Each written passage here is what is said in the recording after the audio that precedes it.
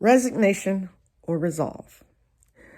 I've been in a bad place this week after the events of Tuesday and Wednesday. And I say a bad place because the anger, the outrage I've been experiencing, really never like I've experienced anything before. And I think a lot of us are right there. But one of the things I've been praying is like, Lord, just help me let it go, let it go. It doesn't make what happened, it doesn't mean that I resigned to saying that what has happened is okay. I have to turn it over into God's hands because all this is part of the plan.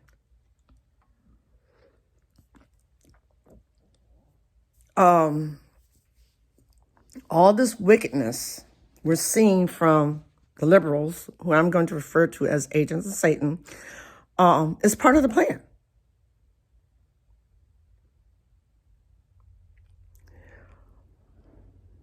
(1948) set everything into motion. What happened in 1948?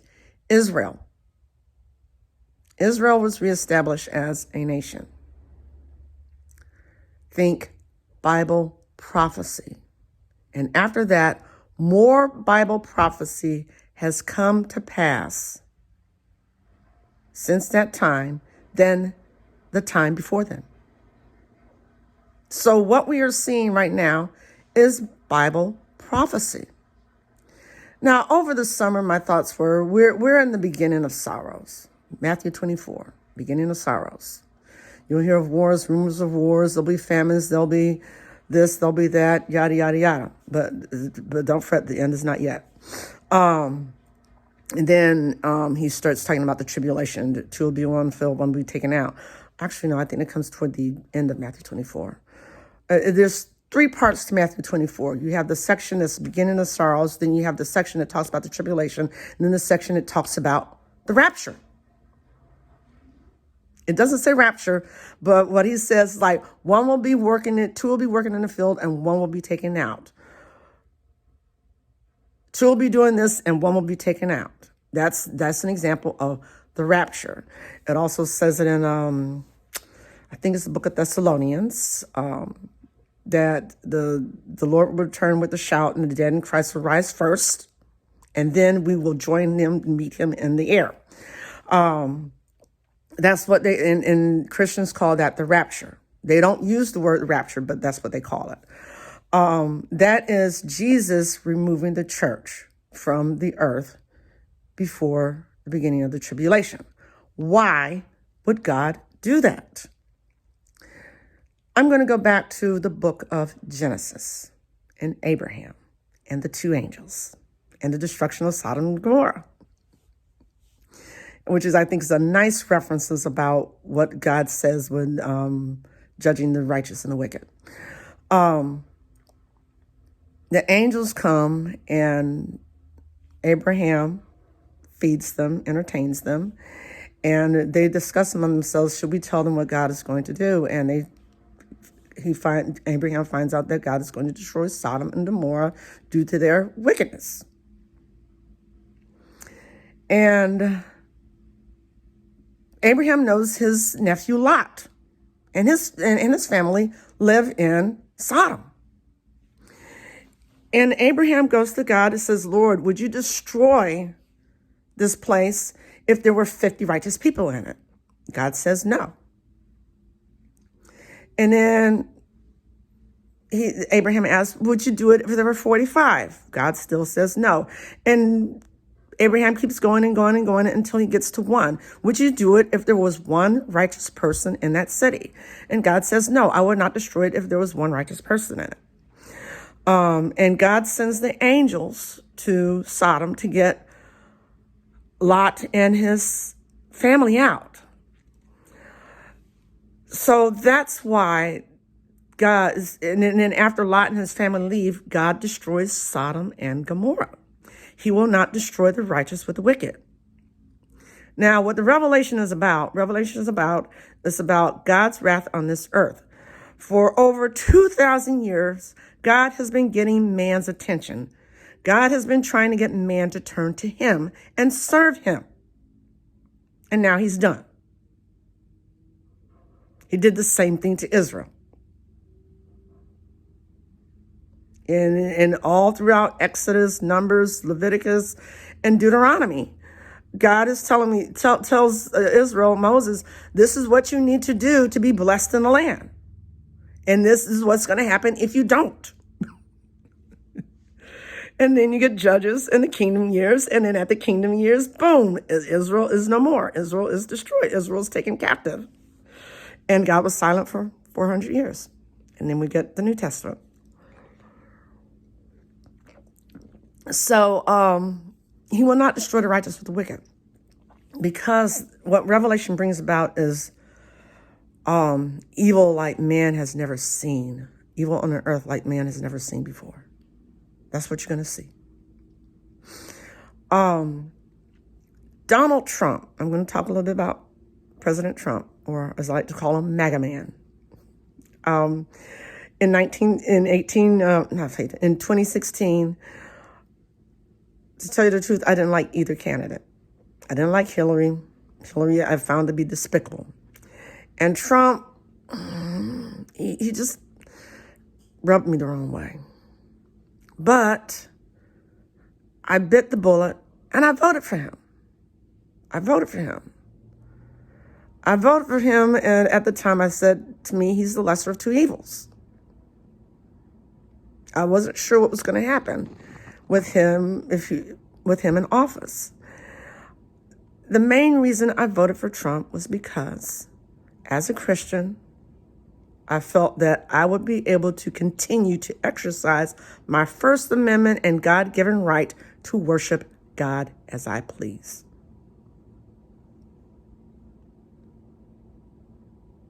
That. Because when I heard Hillary talk, well, Christians need to get rid of that antiquated thinking, yada, yada, yada. And it's like, so you're telling us to compromise the Word of God, when there are grave warnings in the Word of God about compromising the Word of God. That. So let me get back to Mr. Trump. When I see what has transpired, how the agents of Satan reacted to him for 5 years. I say 5 years because think of when he actually declared that he was going to run.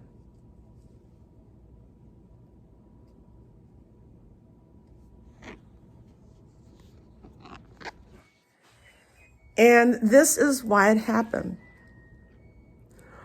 The Obama administration. Now, there's a lot of talk where you hear about this great reset, New World Order, and all this, and the so-called push for socialism, which we know will be nothing better than communism.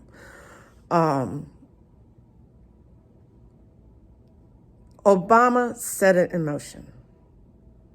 Hillary would have continued it. Trump put a kink in those plans. So that's why they were so outraged and why they have rallied against this man so hard, because they already knew what they were going to do. They already know. Whether they're Democrat/liberal or whether they're those wonderful rhinos posing as Republicans/conservatives. Don't call them posers. They are. And that's one of the things that's had me so outraged this week, that I felt that we have half the voter base whose voices have been silenced. And now the left really wants to silence us. When now even Joe Biden, Beijing Joe, is calling for, well, I don't call it persecution of conservatives. Not prosecution, persecution. Persecution. You have people who are just like, well, they need to be re-educated. Now, think of all the time during Trump's administration, they compared him to Hitler. And now we're seeing those Gestapo tactics where they want to come up against conservatives. Now, in the span of a day, I'm not sure how many conservatives has been kicked off of Twitter in the span of a day. People getting suspended on Twitter, Facebook, Instagram, just because they're conservatives and they dare to speak out, speak contrary to what the agents of Satan want. So I believe Trump was put in office to expose this. The reaction says it all. Their reaction to him says it all. Says it all. And the plan has been exposed. Whether he gets a second term or not, I don't know. My flesh thinks it's impossible. My spirit man sits back and say, God's got something in the sleeve. Don't know what it is.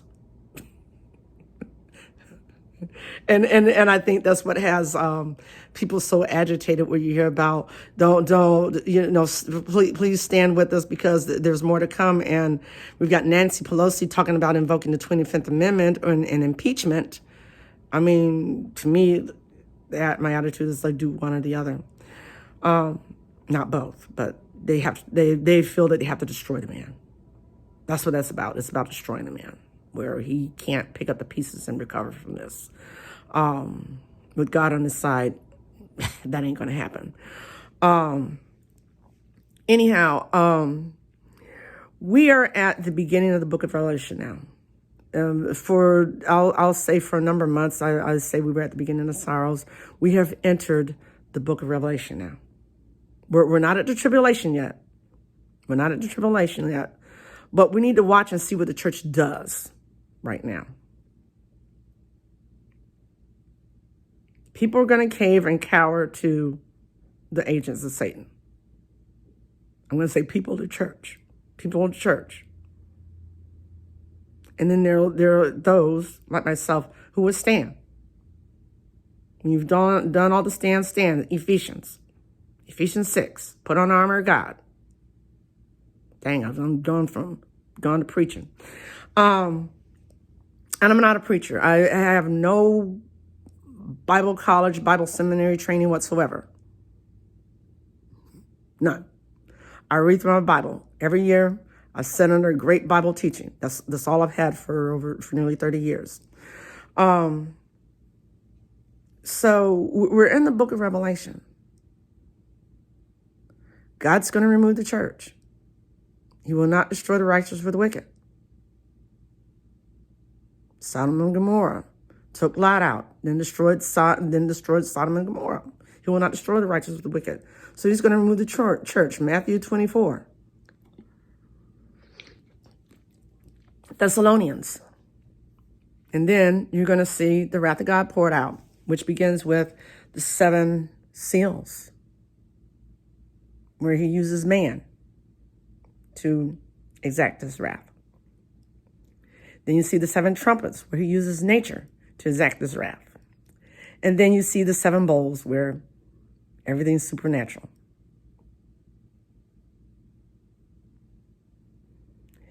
And with each one, it escalates because God is trying to get man's attention. Well, with Donald Trump and this election, he's gotten the attention of a number of people. So the resolve needs to be, we need to get as many people into heaven as possible. Now, when you see what's happened to COVID, and a number of churches in certain states being either shut down, you can't go to church, that's not good for you, you're going to get COVID, or limited capacity, People are turning, in spite of that, you have people turning to God more than ever. Searches on Google about certain Bible verses or getting a Bible.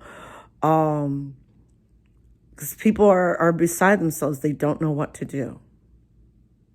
Well, I've known what to do for nearly 30 years. Stand. When you've done all the stand. Put on the full armor of God. And that's the resolve. We have to put on the full armor of God now and stand. Stand your ground with God. God will stand with you. Now, when you look at the full armor of God, there's nothing on your back. Why is there nothing on your back? Who has your back? God has your back.